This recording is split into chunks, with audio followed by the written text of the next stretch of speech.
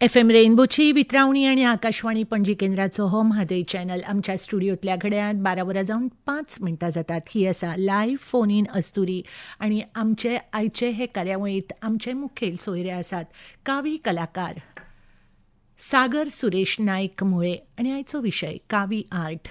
कावी कलेच्या मळार तुमच्या सांगातान आसा सदा भशेनूच हांव चारुशिला. आयकपेनो 4 प्रश्न आमकां आयिल्ले आसात, फोन कॉल्स आयिल्ले आसात.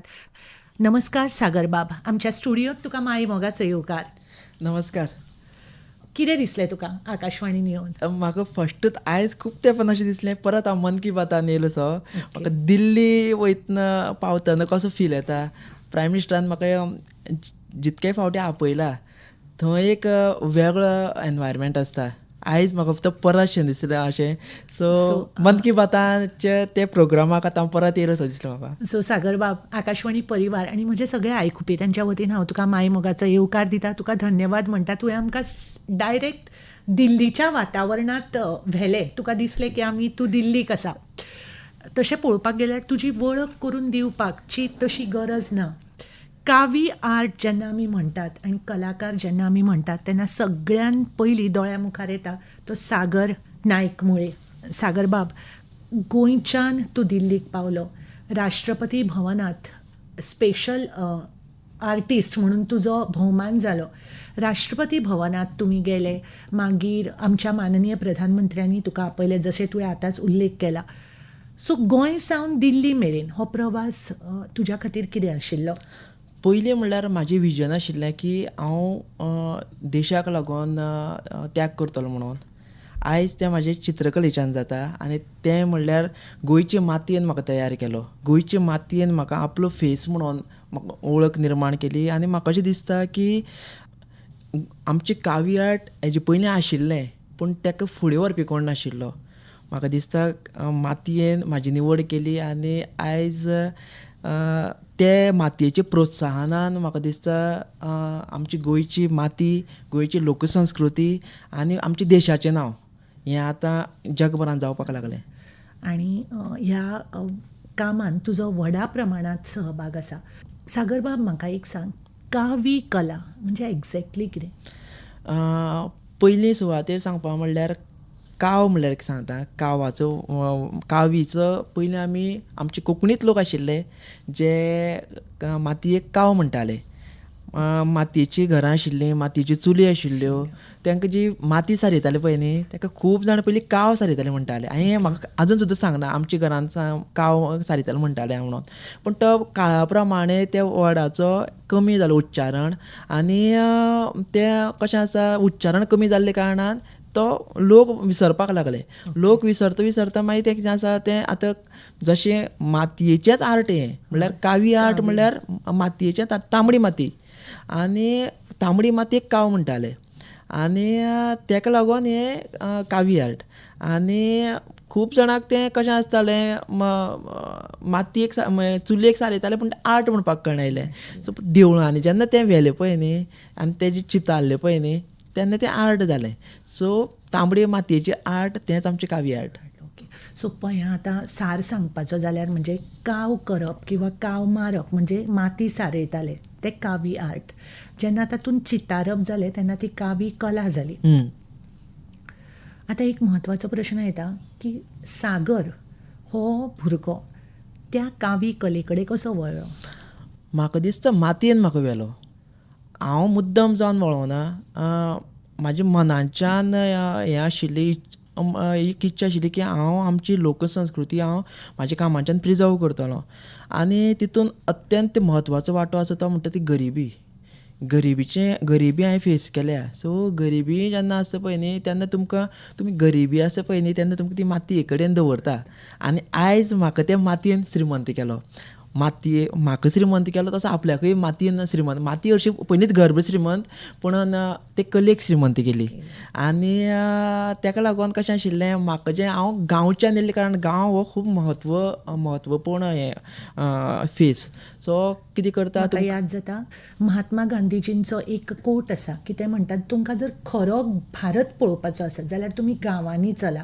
गांवगिऱ्या वाठारांनी तुमकां खरो आमचो भारत दिसता. आनी तितून सामको म्हत्वाचो वांटो आसा तो म्हणटा तो आमचे अंत्रुज नगर ते आयचे फोंडे. फोंडे पळय ती उर्जा आसा आनी ते आमचे देवांचे आमकां सगळे देवांचे आशिर्वाद आसा पळय न्ही ताका लागून ते कलाकार जाता.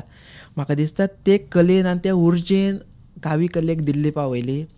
आनी दिल्लीच्यान आतां जगभरांत पावपाक लागल्या. म्हाका दिसता जगभरांची माती आसा पळय न्ही ती आमची कावी कलेक आतां रावल्या. ओके. दार ओपन केलां. आतां कशें आसा हांव ते लेवलाचेर चिंत्तां. आमी कशी सैनी कशी एकामेकांक वयता. आतां कावी कला आसा पळय न्ही आमची गोंयची माती दुसऱ्या राज्यान वयता. दुसरी तेगेले आपल्या सयऱ्यांगेर नाल्यार भाव भयणांगेर वचपाक लागल्या. तशी आतां अख्खी जगांची माती आसा पळय न्ही त्यो एक रावल्या. त्यो हुस्केता तिका आतां थोडोच तेंप आसतलो. सो गोंयच्या कावी कलेक सगळ्याक पावोवपाक हय. तुजो एक म्हत्वाचो वांटो आसा. आनी तुका हांवें विचारलें की तूं थंय कसो पावलो. सो तुवें म्हाका म्हळें मातयेन व्हेलो. पूण एक्झॅक्टली हो प्रवास कसो सुरू जालो. एक्झॅक्टली कशें आसतना चित्रांचें एक हें म्हागेलें आशिल्लेंच. पयली गजाल की हांव कॉन्टेम्प्ररी. म्हागेले विचार खूब कॉन्टेम्प्ररी आसा की हांव टायमा फुडें चिंत्ता आतां हें म्हाका खबर आसा. आनी खंयची कला समज जर खंयचोय मिडियम आसा पळय न्ही जर मुखार वयतलो न्ही तो टायमा प्रमाणे मुखार वचपाक जाय. एक टायम त्या लोकांक कळना मागीर कळटा. पूण आपलें जें काम जर समज जर प्रामाणीक आसलें न्ही ब्रह्मांडाच्यान तुमकां एक शक्ती मेळटा ती तुमकां प्रमोट करीत आसता. तुमी केन्नाच तितून प्रामाणीक म्हणल्यार कितें म्हणटा तें करप्टेड जावपाक जायना. तुमकां तें प्रामाणीकपणाचें फळ सदांच मेळटा. सो म्हाका दिसता तें जालें. हांव एक म्हणल्यार कॉन्टेम्प्ररी आशिल्लो. हांवें कावी कलेक 21व्या शतकान हांव कितको फुडें व्हरपाक शकता बियॉन्ड बॉर्डर्स.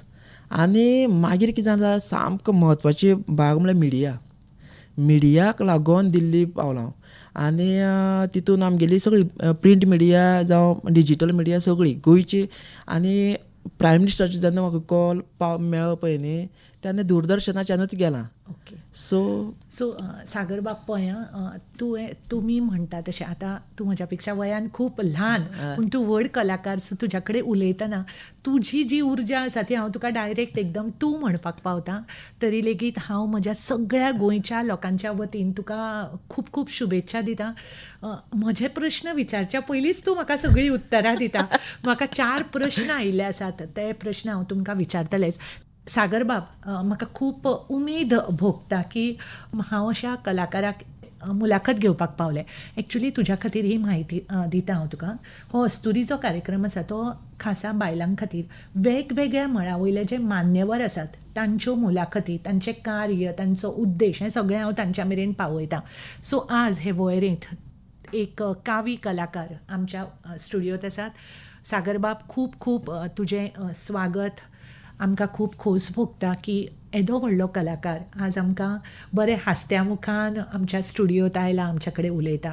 तर एक फाटली प्रश्न फुडें व्हरच्या पयलीं न्ही आमी अध्यात्मा कडेन तूं कसो पावलो हें हांव तुमकां विचारतलें. तेज्या पयलीं एक म्हाका विणा कोरडे फोंडेच्यान फोन आयिल्लो. ते विचारता की कला सगळ्या मेरेन ही पावना. कावी कला ही सगळ्या मेरेन पावना. होच प्रश्न म्हाका विचारला भुमी तिळवे कानोळे सावन. ताणें फोन केल्लो काल म्हाका फोन केल्लो. तांचें अशें मत आसा की ही कावी कला सगळ्यां मेरेन पावना. तिची वळख जावची किंवा ती फुडल्या पिळये मेरेन पावची विद्यार्थ्यांक शाळेंनी पावची. हाज्या खातीर तुमी कितें करतात. पयलें म्हणल्यार आजून खूब जाणांक खबर ना पूण मुद्दाम हांव सांगपाक सोदतां. 9वेक फायन आर्ट सब्जेक्ट आसा. गोवा एज्युकेशन बोर्डान ऑलरेडी हें कावी कलेचें जेन्ना आतां नांव जावपाक लागलें म्हागेलें काम जेन्ना तांकां दिसलें तेन्ना भागिरथ शेटये सर आसा तेंच्यांनी फुडाकार घेवन कावी आर्ट म्हणून हो सिलेबसान घातलो सब्जेक्ट न्हय लेसन.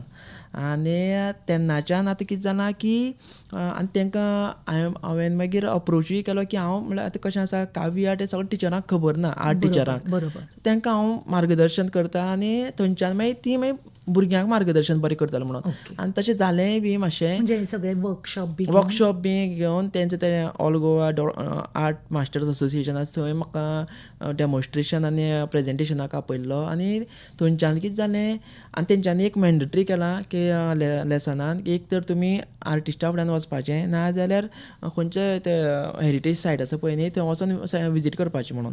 म्हणजे ही कला जाणून घेवपा खातीर. हय आनी ते बरोबर बाकीच्योय कला तुमी हाताळपाक शकतात. आनी थंयच्यान अशें जालें की स्कूल आनी स्कुलांची भुरगीं विथ टिचर आमगेर विजीट करपाक लागलीं. ओके. आतां तें जाता पयली गजाल. दुसरी गजाल थंयच्यान आतां एक क्रेज सुरू जाला. ऑलरेडी सोशल मिडियाचे थ्रू हांव जेन्ना काम करता जाल्लेंच, पूण आतां भुरग्यां मदीं आनी म्हागेली हांवें भागिरथ शेटये सराक तेन्ना रिक्वेस्ट केल्ली. म्हाका खबर नासलें ते म्हाका वळखताले म्हणून, पूण जेन्ना मेळप जालें पळय न्ही, सर एज्युकेशन फिल्डान कावी आर्ट पावता तशें तुमी कितेंय करात म्हणून. म्हाका कशें आसा, हांव जें काम करता पळय न्ही, म्हाका आनी 4-5 वर्सां चड लागपाक शकता. एज्युकेशन एक दीस स्कुलान पावलें न्ही, भुरग्यां मदीं प्रत्येक भुरग्यां मुखार पावलें, मागीर स्कुलान घरान पावलें. सो अशें करून तेजी प्रगती जातली. आनी ह्या लोकांक हांव हेंय सांगपाक सोदता सगळ्यांक आमच्या गोंयकारांक की चडूय फास्ट बरें न्ही, बरोबर. स्टेडी आसूं न्ही, सवका आसूं न्ही. सोंपणां चडून वयर पावता पळय, तेन्ना तुका चड हें हय, आसता. कित्याक आतां थोडी सुरवात जाता न्ही, जावं न्ही. कित्याक जेन्ना जाल्यार अशेंच येयलें आनी गेलें वचपा जायना. सो जावं न्ही, प्रगती जावं न्ही, कित्याक लोकांक अंडरस्टँड जावं न्ही, सुशिका सवका तांकां समजो न्ही, तेन्नाच मातयेची मजा कळटली, मातयेची शक्ती कळटली. सो प्रश्ना कडेन आमी परत येतना आमकां भुमी तिळवे कानोळे सावन आनी विणा कोरडे फोंडे सावन तांणी आमकां प्रश्न केल्लो, तांकां धन्यवाद म्हणटा. सो अशा तरेन तुमी शैक्षणीक हातून वर्सान थंय क्लासीस घेतात किंवा टिचरां खातीर मार्गदर्शन करतात आनी डेमॉन्स्ट्रेशन करतात. आतां चडशें तें जालां. इवन आतां फाल्यां 2 दीस उपरांत सुद्दां म्हाका हें आसा, गव्हर्मेंटाचें अशें टॉक आसा. म्हाका टॉक बी दिवपाक आतां खूब कडेन आपयता. ओके. सो पयलीं आतां कावी आर्ट समजोवपा लागून टॉक इम्पॉर्टंट. बरोबर. सो पूण न्ही, हांव विसरच्या पयलीं तुमकां एक विचारता. आतां कावी आर्ट म्हणजे मातयेर करता. आतां जर तूं हें भुरग्यां खातीर शिकयता किंवा डेमॉन्स्ट्रेशन दिता, जाल्यार मागीर तूं मातयेन कशें जाता बाब? माती पळय, हांव माती घेवन वयतां. पयलीं म्हणल्यार हांगा हांव घेवन येवपा आशिल्लें. आतां कितें जालें, हांव कितें काम करतालो ते गडबडीन हांव विसरलो. हांव तुमकां हांव डेमॉन्स्ट्रेशन करपाक घेवन येवपा आशिल्लो. पूण म्हाका अशें दिसता देवान फुडलो टायम आनी एक योग दवरलो आसतलो. हांवूय तेंच म्हणटालें. बरोबर बरोबर. सो आज माती हाडिल्ली जाल्यार सगळें सोंपपाचें. सोंपता येयलें. ओके. सो हांव व्हरतां. फक्त कितें आसा, हांव माती ती कोणा दिना. ओके. ते तितून भितर हांवें एक हें दवरलें, सात्वीक हें दवरलां. आनी म्हाजे भितरल्यान आनी मातये भितरल्यान आमची जी पळय एकी आसा पळय न्ही, ती हांवें इजिली अशी लोकांक दिवपाक सुरवात केली न्ही, तेजो व्हॅल्यू डावन जातलो. बरोबर बरोबर. म्हागेलें हें अशें आसा की पावित्र्य उरचें. हय. सो ही माती तूं खंयच्यान हाडटा? हांव दोंगरा वयल्यानूच हाडटा. पूण मातयेक हाडटा पळय न्ही, तेन्ना हांव मातयेक पांय पडटा. मातये कडल्यान हांव परमिशन घेता की हांव ही माती व्हरतां आनी तुजो आशिर्वाद आसूं न्ही, आनी तुमी तुमचो चमत्कार करात. आनी ते बरोबर तुमचो कितें साक्षात्कार आसा पळय न्ही, तो तुमी हांगसरल्यान करून घेयात. सागर बाबा, आमी उलयतालीं न्ही की ह्या अध्यात्म्या कडेन तुमी कशें पावले? की तुमी म्हणटात की आमची मुळां मातयेन आसा, माती आमकां वयर काडटा, आपणे मातयेक वयर काडूना, ह्या मातयेन आपल्याक उर्जा दिली. सो हें सगळें करपाक एक मनाची ताकद लागता. ती कशी कितें मेळ्ळी तुका? म्हाका अशें दिसता की ब्रह्मांड अशें मनशाक तयार करता, जे टायमार नॅगेटिविटी जाता पळय न्ही, तो खंय तरी एक पॉजिटिविटीचो उजवाड जाय पडटा. आनी आयच्या टायमार ही काळाची गरज, सगळ्याक वयता थंय झगडटा, कंट्रोवर्सी आसता. आनी म्हाका दिसता आर्टिस्ट खूब जाण आसा, म्हाज्यानी बरे आसा, म्हाज्यानी व्हडले आसा, नांव जोडलेलें आसा. हांव ल्हान, पूण आनी हांव सदांच म्हाका म्हणटा हांव झिरो. म्हाका केन्नाच कोण असो हांव दिसना, आजून पर्यंत तरी दिसोन म्हाका. पूण म्हाका एकूच दिसता, मातयेन म्हाका आपल्या एंगान धरलो आनी म्हागेलें आयज मन, काळीज आनी सगळें हांगसर सगळें A to Z म्हणटा माती जाल्या. सो हे मातयेन म्हाका एक लोकांनी वयलो ब्रह्मांड पयलो आसतलो, युनिवर्स, आकाशांतलें. हांवें मातयेचें ब्रह्मांड म्हाका कळ्ळें. आनी त्या मातयेच्या ब्रह्मांडाच्यान म्हाका एक वाट आनी एक उजवाड दिसलो पळय न्ही, थंयच्यान म्हाका परब्रह्म म्हणटा तें कितें तें कळ्ळें. आनी तेन्नाच्यान हांव स्वताक असो विसरलो की कांय एवॉर्ड नाका, कांय कॉम्पिटिशन नाका म्हाका, कोणा वांगडा कांय भेदभाव ना. सो हें म्हाका दिसता ही सगळी शक्ती ही देवाची. ही हांवें स्वता करुना, आमची पुर्वजांची, म्हागेली माची आनी डॅडीची, आनी गोंयची लोकसंस्कृतीची. सो म्हाका दिसता तितून हो भारत माता जो पळय न्ही, भारत माता थोड्याच लोकांक चूज करता आपल्या खातीर काम कराक म्हणून तुमी आमचे. मागीर जेन्ना 30 वर्सां जालीं पळय न्ही, 30 वर्सां पयलीं हांव आशिल्लो, हांव स्ट्रगल केन्नाच म्हणना, struggle is the best thing. But तेजे पयलीं जें तुमचें एक भुरगेंपण आसता पळय न्ही, आतां हांव म्हजें भुरगेंपणच मातयेचें भुरगेंपण, पण म्हाका दिसता तो टायम म्हाका मातयेन अशें हें करून रियलायज करून दिवं नाशिल्लें. ते टायम जो पर्यंत तूं कर तुका जाय तें. आनी 30 वर्सां जेन्ना म्हाजी जालीं पळय न्ही, मातयेन म्हाका हें केलो की ना, तुवें आतां आपल्या खातीर काम करपा आनी तूं आपलो हा म्हणून. सागर बाब, अशें दिसता की तुवें उलयत रावचें आनी हांवें प्रश्न न विचारता आयकत रावचें. खूब खूब बरें दिसलें. सो ही तुका तूं म्हणटा की तुका देवाची देणगी, पुर्वजांची देणगी, आवय बापायची देणगी. खूब खूब धन्य जातली तुज्या घरांतलीं मनशां जेन्ना तुजे हे विचार आनी जशी ही तुजी कृती पळोवन.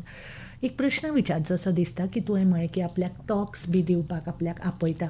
सो तेन्ना तूं तयारी करता काय उत्स्फूर्त तुका गिन्यान आसा तें दिता? हांव सदांच स्पॉन्टेनियस आसता. म्हाका दिसता की प्री प्लॅन बी करता पळय न्ही, तितून मजा आसना. आनी आतां सुद्दां हांव आजून पर्यंत खंयच्याय इंटरव्यू दिल्या, हांव कोणा कडेन तुमचे बरें रँडम सुद्दां जेन्ना हांव उलयता पळय न्ही, हांव केन्ना कॅल्कुलेशन बी करना. उत्स्फूर्त येता. हय, तें कशें आसता, आनी जें आपलें तें उलोवचें. एक्झॅक्टली काळजांची उतरां.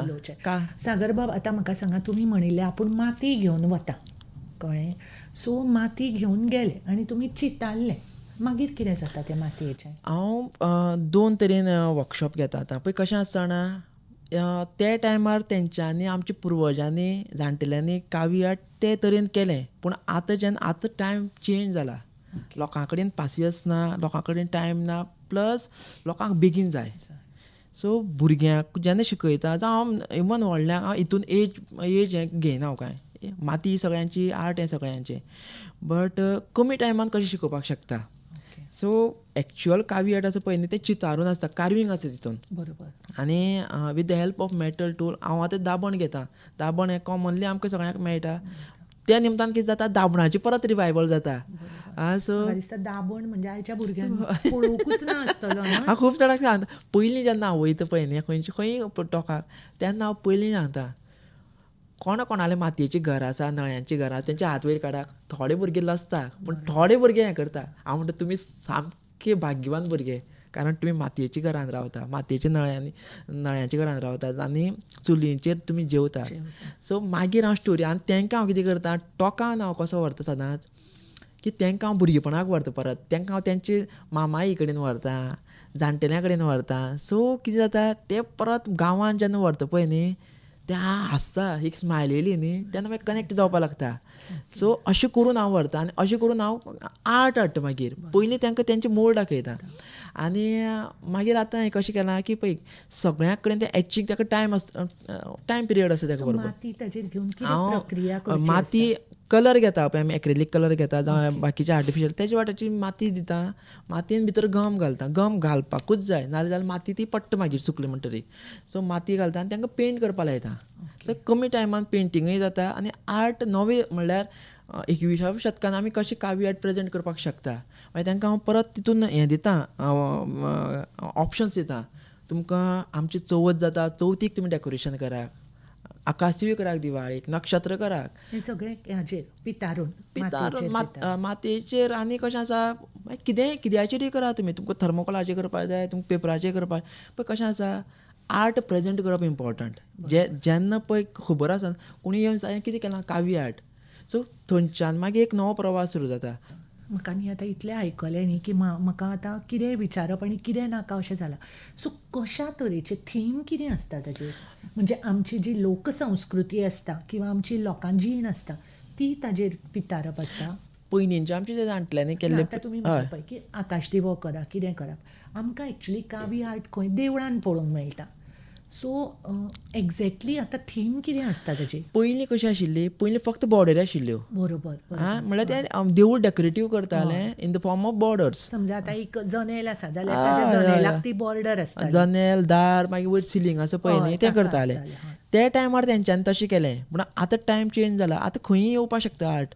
सो हांव त्या खातीर हांव कितें म्हणटा, तेच बॉर्डरी आनी पळय कशें आसा मेनटेन करपाचें बॉर्डर. आतां पेपर आसा न्ही, चारूय सायडीन बॉर्डर करपाकूच जाय, कंपल्सरी. हांव कंपल्शन दिता तें. पूण जेन्ना भितरलो स्पेस आसा पळय न्ही, तुमकां जाय तें करा. कारण तेकाच म्हणटा फोक. ओके हय आं बरोबर. तेका फोकाचो कसो, आमी आतां जाणटेल्यांचो फोक परत कशें आसा, जाणटेल्यांची मूळ घेवन करता आमी कितें बॉर्डर. पूण आयच्या टायमाचेर तुमचे कितें विचार आसा पळय तेकाय फोकूच म्हणटा. ओके सो तो फोक तुमचो आयच्या टायमाचो 21व्या शतकांचो. सो तांकां हांव तेन्ना फ्रिडम दिता, तुमी जाय तें काडात. तुमकां दिसता बटरफ्लाय काडा, बटरफ्लाय काडा. गणपती दिसता, गणपती काडा. कोणाक विलेज सीन काडूंक दिसता, सो तुमी काळा वांगडा तातूंत बदल केला. आपल्याक जाय ते आमची संस्कृती म्हणा किंवा आमचे देवदेवता म्हणा, हे सगळे तुमी पितारतात. सागर बाब, आमी उलोवंक लागिल्ल्याक अर्दवर जालें, 25-26 मिनटां जालीं. अनेक प्रश्न आसात म्हज्या मनांतले, म्हज्या आयकुप्यांचे. गोंयांत आमकां कावी चित्रकला ही खंय पळोवपाक मेळटा, आनी ती आतां केली न्ही जाल्यार ताजें हें जिवनमान कितलें आसता? पयले सुवातेर खंय खंय पळोवपाक मेळटा तें सांगता. नॉर्थ गोवा टू सावथ गोवा खूब कडेन आसा देवळां. आतां कशें आशिल्लें, आमच्या फुड्यान ताट आशिल्लें, पूण तें आमकां जेवप कशें तें खबर नाशिल्लें आनी तें दिसनाशिल्लें जेवण. आनी म्हणटात न्ही की घरांतली व्हंकल कुड्डी म्हणून तसलोय प्रकार तो. हय, खूब कडेन आसा. तुमकां आतां कितें जालां, जेन्ना आतां कावी आर्ट आनी ते डिजायन परत परत ते दिसपाक लागल्याक न्ही, इवन गव्हर्मेंटूय प्रमोट करता न्ही, सो त्या लोकांक आतां मातशें पयलीं आमी हो प्रश्न वळखीचेशें जावपाक लागलां. खंय पुणून मोरजाई देवूळ तुमी मोरजेक गेले न्ही, ओके. पेडणे तरी चडशे भाग आसा. देशप्रभूंचे तेंचे पॅलसीन पळोवपाक मेळटा. मागीर तेंच्या फाटल्यान एक देवूळ आसा गणपतीचें, मारुतीचें. हाल्लींच हांवें रिस्टोरेशन सुद्दां केल्लें तेजें. मागीर मुळवीराचें देवूळ आसा मालपे पेडण्यां. मुळगांव बिचोले थंयूय देवळां आसा, थंय हांवें फाटीं एक रिस्टोरेशन केल्लें. मागीर आनी तुमी आतां हें करता रेस्टोरेशन म्हणजे एक्झॅक्टली कितें करतात? रेस्टोरेशन म्हळ्यार कशें आसता, हांव मुळगांवचेंच एक तें सांगता. तें म्हाका देवळान जेन्ना आपयलो इनवायट करून, मागीर थंय तेंच्यांनी व्हायट म्हणल्यार पयलींच ते आर्ट आशिल्लें थंय, तेजेर व्हायट पेंट मारलेलो. म्हणल्यार ताका म्हत्व खबर नाशिल्लें, तांकां दिसूंक सुद्दां नाशिल्लें. म्हाका जेन्ना आपयलें पळय न्ही, हांवें म्हणलें कावी आर्ट हांगा आसा. सो परत मागीर कशें आसा, तेजेर माती लावन मागीर परत कशें आसा, हांव तें स्क्रॅपिंग करून काडपाक शकना, ताका चड टायम लागता. सो हांव परत ताका माती लावन आशिल्लो तसो परत पुनर्जिवीत करता तशें. सो तें रिस्टोरेशन.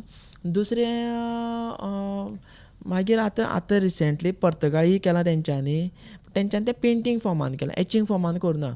मागीर आमची फोंडे विजयदुर्गा देवूळ आसा, केरी सामकें ओरिजिनल. तेजे फाटल्यान तळये कडेन तुमी चल, थंय एक अशें स्टेज शी आसा, थंय बरें डिजायन केल्यात. आनी आतां पेंटींग फॉर्मान आमचे चडशे फोंडे वाठारांत तरी शांतादुर्गा देवूळ धरून सगळे हितून ते डिजायन आसा. प्रत्येक कपलेश्वरी आसा,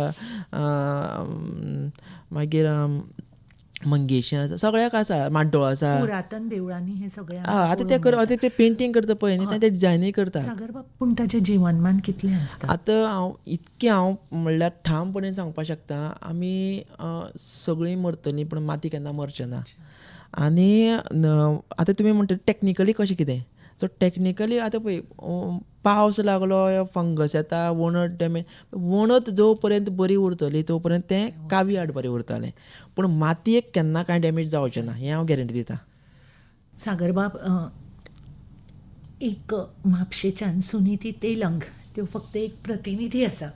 तांकां अनेक जाणांक प्रश्न आसतलोच म्हज्या भशेन, की तुजो ड्रेस, तुजे हे घालता, कपडे घालता आनी तुजी केश रचना, हें कशें कितें?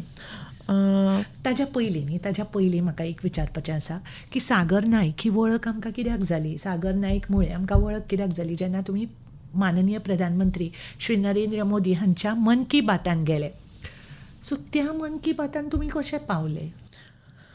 पयलीं म्हणल्यार तितून खूब व्हडलो रोल आसा मिडियाचो. हांव काम करतालों, पूण म्हाका म्हाजे फाटल्यान खऱ्यांनीच आर्ट गॅलरीचो बॅकअप नाशिल्लो, कोण आर्ट कलेक्टरांचो बॅकअप नाशिल्लो, फायनान्शियल बॅकअप नाशिल्लो. पूण म्हाका प्रसिद्धी दिवपी त्या टायमार जेन्ना हांवें कावी आर्ट सुरू केलें पळय न्ही, तेन्ना ही आमची मिडिया. आनी तितून भितर दूरदर्शनाचो मोठो रोल आसा. आनी म्हाका एक दीस असोच आमचो अभय जोशी म्हणून रिपोर्टर आसा फोंडेचे दूरदर्शनाचे, सो तेंच्यांनी फोन केलो, सागर तुजे बद्दल म्हणपाक लागलो दिल्ली हाय ऑथॉरिटी कडेन उलोवप चालू आसा तुजे बद्दल. सो तुका फोन येतलो. हांवें म्हणलें म्हाका खंयची कितें हाय ऑथॉरिटी खबर नाशिल्ली. काम हांवें करप ओके इतलेंच तुका खबर आसा. ओके म्हणलें बरें येवं दी. मागीर अचानक 2 दिसांनी काय 1 दिसान कितें रोखडोच फोन केलो, सागर सांजचो फोन केलो, सागर तूं फाल्यां आसा मरे म्हणपाक लागलो. हांवें म्हणलें हय आसा, तुजे बद्दल अर्जंट इंटरव्यू जाय म्हणपाक लागलो. आपूण येता म्हणपा यो. आनी येयलो तो शुटींग घेतलें, हिंदीन उलया म्हणपाक लागलो. आनी हिंदी त्या टायमार आत्तां तरी म्हाजी इम्प्रूव जाली, भरपूर इम्प्रूव जाल्या. त्या टायमार तांबडी हिंदी. बरोबर. आणि तुझ्या तांबड्या मातये कडेन खास नातें आसा म्हणटकच ती खास तांबडी. हय. सो मागीर हांवें दिली, हें केलें. मागीर हांवें तांकां सांगलें म्हाका आतां कांय खबर ना. हांवें बाई म्हणलें हिंदी म्हणलें बरी जावना, हांव कोंकणीन दिता म्हणलें परत एक. आनी कोंकणीनूय दिली आनी गेलो. आतां सरप्रायज सांगता आनी खूब सस्पेन्स आसता. मन की बात हांव सगळ्या आयकोप्यांक सांगता, मन की बात हो पॉलिटिकल प्रोग्राम न्ही. हो आमच्या देशवासियांक लागून स्पेशल प्रोग्राम, जे देशाक लागून काम करता निस्वार्थपणे, तांकां प्रायम मिनिस्टर एक दायज दिता. बरोबर. हां. सो आनी प्रायम मिनिस्टराची टीम तितकी बरें काम करता, म्हणल्यार तेंची टीम इतकें संशोधन करता म्हणून. आनी जाल्यार म्हाजे सारको एक बारीक गांवाचो, बारीक घरांचो भुरगो प्रायम मिनिस्टरा कडेन पावपाक खूब डिफिकल्ट आशिल्लें. So thanks to prime minister Narendra Modiji आनी मन की बात प्रोग्राम. मागीर गेले. म्हाका खबर ना आतां मन की बात प्रोग्राम म्हणून कितें आसा म्हणून, कांयच खबर ना. म्हाका खबर ना ते आयताराक उलयता तेंय खबर ना. आकाशवाणीच्यान म्हाका पुण्याच्यान ते दिसा फोन येता आयताराक 8:30 सुमार, की सागर मोये बोलता का? म्हणलें हो. आनी हांव उठोना तेन्नाच फोन येयलो म्हाका, उठोंक सुद्दां ना. सो न्हिदेकूच फोन. आयज ना मागीर त्या टायमार कशें आशिल्लें, हांव पळय व्हडलो तितको काम नाशिल्लें, फेमस नाशिल्लो. सो हांव उठ्ठालो 8:30 9 उठ्ठालो हांव. सो सकाळूच तशें जातालें आनी ते सकाळ मागीर ते फोनान जाल्ली. आनी आतां कशें आसा, आतां देवा कृपेन म्हाका भरपूर काम दिलां, मातयेन देशान दिलां आनी लोकांचे आशिर्वादांनी खूब काम मेळ्ळें देवा कृपेन. त्या टायमार नाशिल्लें. सो हांव 9 बी उठ्ठालो. सो फोन येयलो पळय न्ही, मागीर मराठीन उलयलें न्ही. हांवें म्हणलें सागर मोये बोलता का हो, आपल्या बद्दल कावी आर्ट बद्दल जाणायचं होतं म्हणपा. हांवें म्हणलें बरें, तुमकां कशें कळ्ळें? तो म्हणपा लागलो आपल्या बद्दल प्रायम मिनिस्टर बोलले. हांवें म्हणलें कुठे? नॅशनल टेलिव्हिजनवरती. हांवें म्हणलें म्हाका कांय खबर ना म्हणलें. ना तुम्हाला समजेल म्हणपा लागले, तुमी इंटरव्यू दिता. हांवें म्हणलें म्हाका एक अर्दवर दिता काय म्हणलें. हांव उठोन म्हणलें हांव तोंड बी धुयता, फ्रेश जाता आनी तुमकां फ्रेश इंटरव्यू दिता म्हणलें. आनी 9 सुमार इंटरव्यू दिलें हांवें. थंयच्यान सुरू. आनी म्हाका तेन्ना पर्यंत सुद्दां खबर ना मन की बात.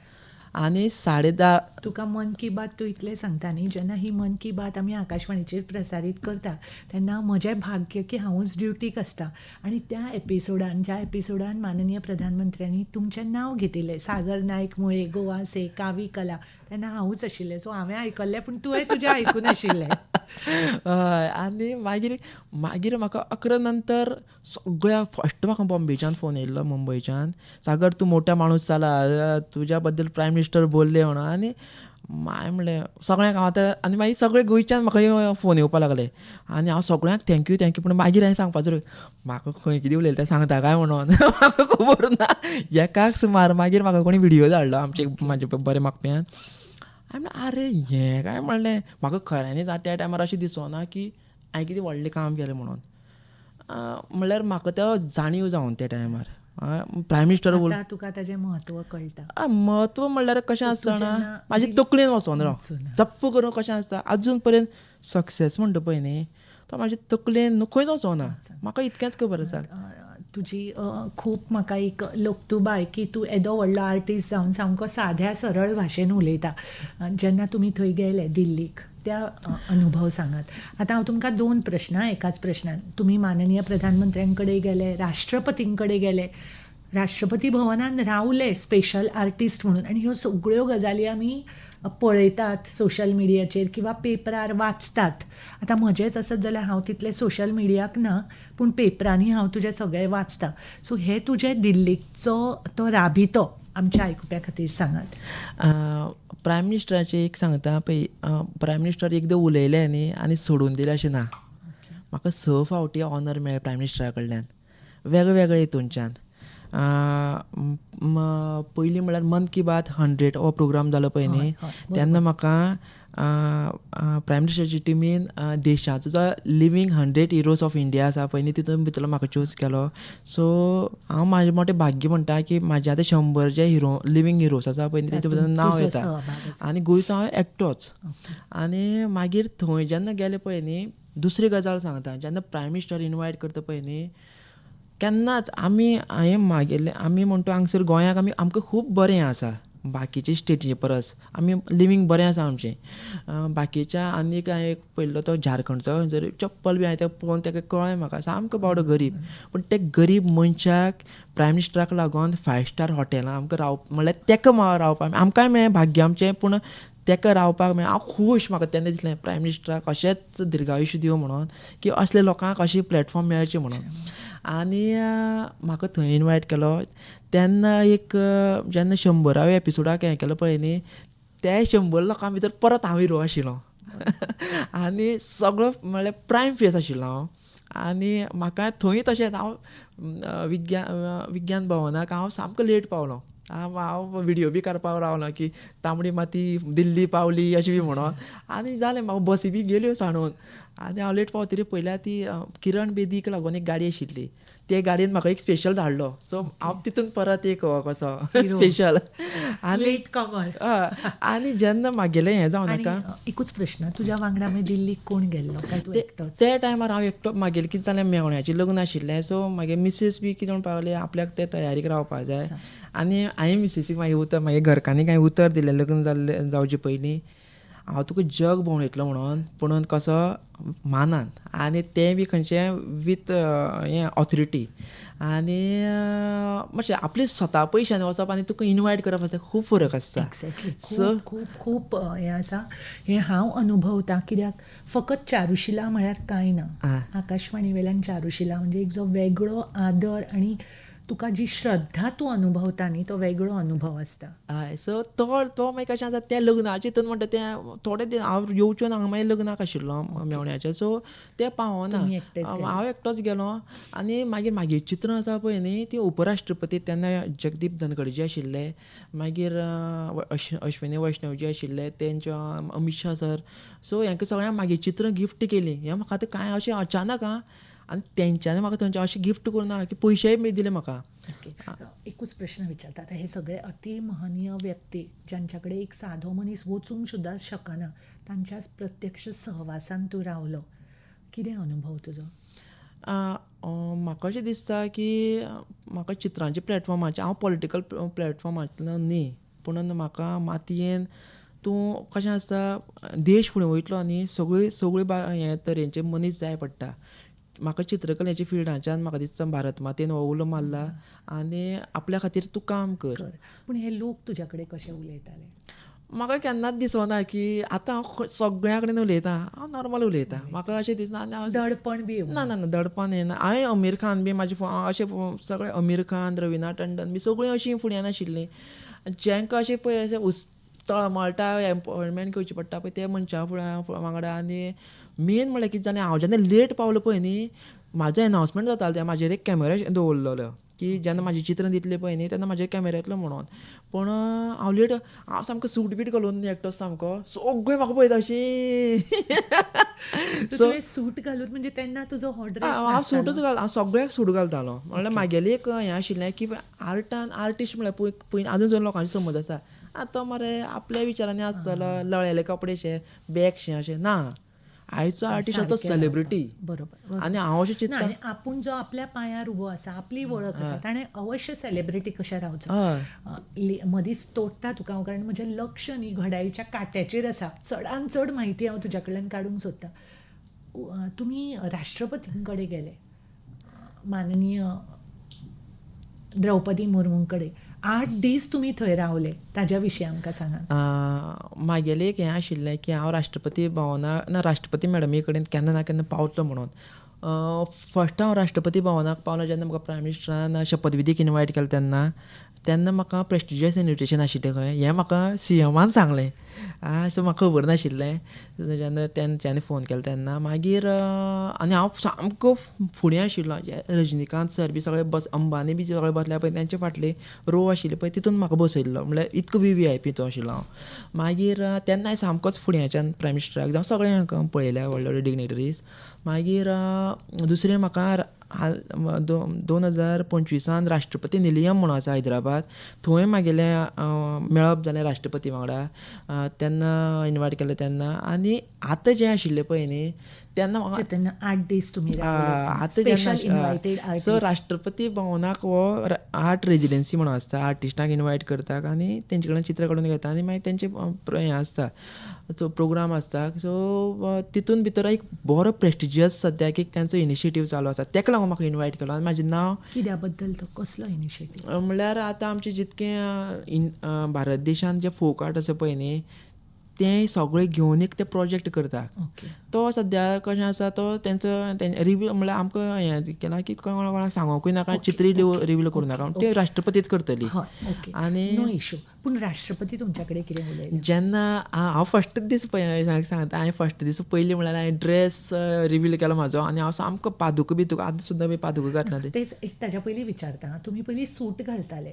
सो फ्रॉम सूट टू हे ट्रेडिशनल ड्रेस कशें कितें जालें? हांव चवथीक जावं आमच्या घरा कडेन देवपुजा करता पळय न्ही, तेन्ना करतालो आनी म्हाका सामकी इच्छा आशिल्ली. आनी म्हागे इच्छा खंय आशिल्ली, आतां म्हाजो जो प्रेजेंट प्रोजेक्ट चालू आसा पळय न्ही, BJP भवन, थंय हांव तेन्ना रिवील करतलो म्हणून. पूण देवान तेजे पयलीं म्हाका हें केलें, कॉल दिलो की तुका राष्ट्रपती कित्याक. आनी हांवें चिंतलें राष्ट्रपती राष्ट्रपती भवनांत इतकी बरी जागा खंयच आसपा न्ही, कित्याक जे सगळ्यांक मेन फस्ट हें आसता देशाचें सर्वोच्च स्थान तें. थंयच्यान हांवें रिवील केलो. लोकांक आवडलो. पयलीं म्हणल्यार कशें आसा, लोकांनी एक्सेप्ट केलो, लोकांक आवडलो, एन्जॉय केलो म्हागे ड्रेस, सगळ्यांनी शेअर केलो भरपूर. एकूच तुमकां सांगता, सुनीती तेलंग म्हापशे सावन तांणी विचारिल्लें म्हाका की तुमकां विचारा की ही केश रचना कशी आनी हो ड्रेस.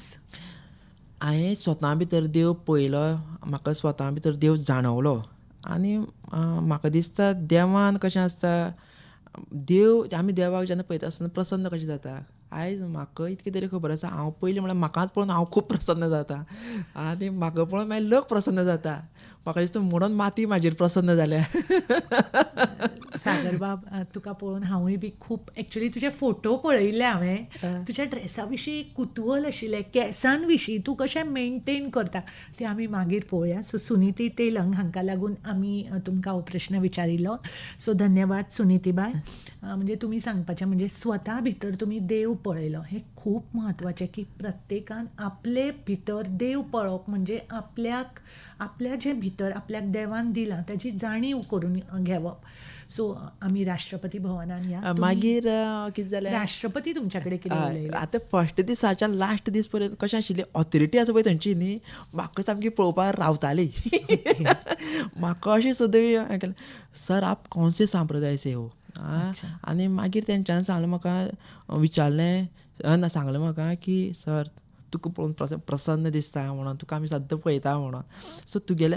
आनी म्हाका फस्ट दिसाच्यान थंय बाबाजी म्हणपाक लागलेले सगळें जाण बाबाजी बाबाजी. म्हाका पांय बी पडप, हांवूय तांकां पांय पडप, म्हाका बरें दिसतालें. आनी हांव सामको अशें सगळें भस्म बिस्म लावन वयतालें न्ही, सो बरें दिसतालें.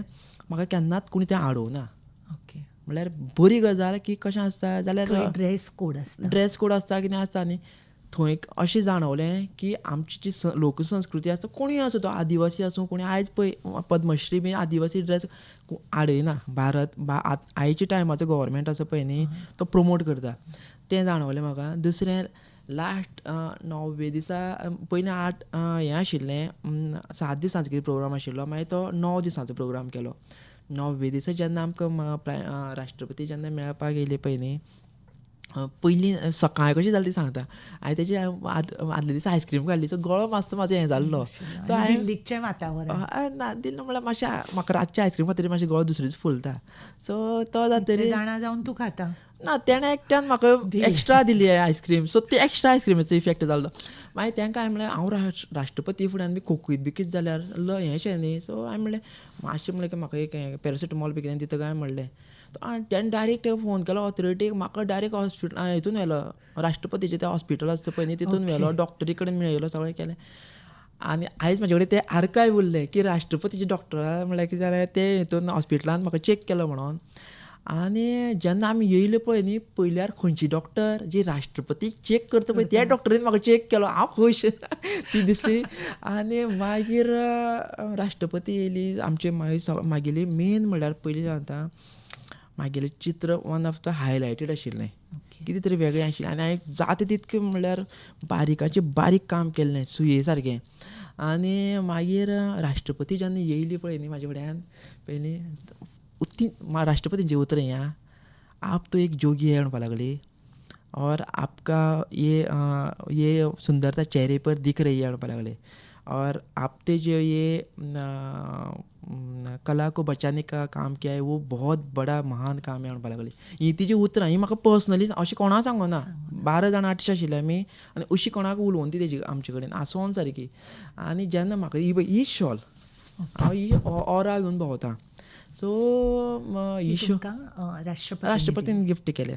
सो जेन्ना घातली पळय न्ही म्हाका तेणी स्वामीक बी कशी घालता तशी घातली. बाकी सगळ्यां अशी गोंयांत घातलेली म्हाका खांदार घातली. आनी तेन्ना घालतना जो एक हें आशिल्लो पळय न्ही आनंद आशिल्लो पळय न्ही परमानंद तो जाणवलो म्हाका. सो हांव त्या खातीर लकी म्हणटा की मातयेन पळय मातयेची शक्ती सागर कोण न्हू पूण ही मातयेची शक्ती जी माती खंयच्या लेवलाचेर पावयता. फक्त तुमी तिची अशी पुजा करपा जाय की मातयेन तुमकां केन्नाच खंयचेय भंय सूख जावं दूख जावं कितेंय जावं तुमी मातयेक विसरपा जायना. आनी मातयेची केन्नाच म्हणल्यार ती शक्ती हें आसा पळय न्ही शक्तीचो चमत्कार आसा पळय न्ही तो तुमी ताका कमी लेखूं नाका केन्ना. सागर बाब तुमी हें जें सांगतात तेन्ना तुमचे दोळे भरून येतात. म्हाकाय बी तुमचे भरिल्ले दोळे पळोवन म्हजेय दोळे भरतात. कित्याक न्ही एक जें तुमी कितें आज यश अनुभवतात तें तुमच्या तकलेक चोडूना. तुमी मातयेन पांय रोवन घट्ट आसात. सागर बाब 4 मिनटां म्हज्या हातांत आसात. ह्या कलेच्या क्षेत्रांत किंवा हरशींच तुमच्या जिवनांत तुमचो आदर्श कोण?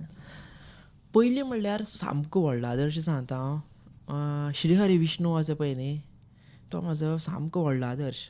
आनी म्हाका हें अधिक मास जेन्ना आतां येयलो पळय न्ही अधिक मासा म्हाका म्हाजो गुरू कळ्ळो. म्हाजो गुरू श्री हरी विष्णू.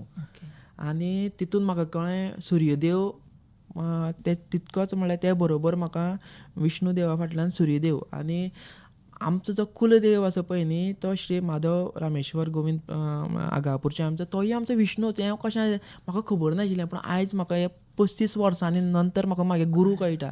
तेजे पयलीं हांव कन्फ्यूज हांव कितें म्हणटालो ना म्हागेलें हें सिच्युएशन आसा पळय न्ही आनी ते म्हाजे गुरू पूण न्हू गुरू हो म्हाका आतां कळ्ळो खरो गुरू. आनी तेन्ना म्हाका खऱ्यांनी परमानंद म्हणल्यार हांव खूब आनंदीत जालो म्हागेलो गुरू मेळ्ळो म्हणून म्हाका की तेका लागून म्हाका दिसता. आनी श्री हरी विष्णू कित्याक तोय सांगता तो वर्सटायल मनीस म्हणल्यार देव ताणें प्रत्येक सिच्युएशना प्रमाणे अवतार चेंज केल्या. ताणें प्रत्येक सिच्युएशनाचेर तो काम रावला आनी तेगेलें कशें आसा ताका म्हणल्यार तो आपल्याक सामको विष्णूक तुमी केन्नाय पळयात तो सामको आमी समज जर आतांची फॅशन पयली न्ही one of the top fashion designer म्हणल्यार ताका पळयल्यारूच अशें दिसता की प्रसन्न दिसता. सो म्हाका दिसता तें हांव आतांचे हाका हांव हें करता फॉलो करता. सागर बाब तुवें गोंयाक एक वेगळी वळख दिली आनी हें सगळें साध्य करपाक तुका मातयेन शिकयलें. सो मातये कडेन नातें सांगपी तुजी जीण आमी तुका खूब खूब शुभेच्छा दिता. 1-2 मिनटां म्हज्या कडेन आसा. आमचे आयकुपी भयणी आसा अनेक आयकुपी लोक आसा. तुजी मॅसेज कितें आसतली? म्हागेली मॅसेज इतकीच की देशाक लागून काम करा. पयलीं आपूण न्हू पयलीं आपली फॅमिली न्हू पयलीं आपलो देश पयलीं आपली लोकसंस्कृती आनी सगळ्याक व्हडलो म्हणटा तो देव. देवाक विसरो नाका. देव हो तुमकां सगळे हितून मेळटलो.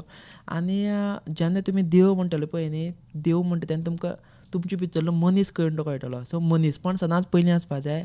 Profession secondary. हांव केन्नाच प्रोफेशन घेवन भोंवना. सागर आतां कोणी आतां आमी आनी तुमी मेळ्ळा न्ही तुमी म्हाका वळखना आरे तो भुरगो मेळ्ळो सागर मोळये म्हणून कोण बरो भुरगो मागीर तेन्ना हें करता तो कितें काम करता तो मरे चित्र काडटा कसलें चित्र काडटा कावी चित्र काडटा. सो तेन्ना स्वभाव खूब इम्पॉर्टंट. आनी स्वभाव जेन्ना घेवन वयता पळय न्ही तुमी तुमचे केन्नाच पुर्वजांक विसरूं नाका. तुमचे ते जाणटेल्यांक विसरूं नाका. देवाक कुलदेवाक विसरूं नाका.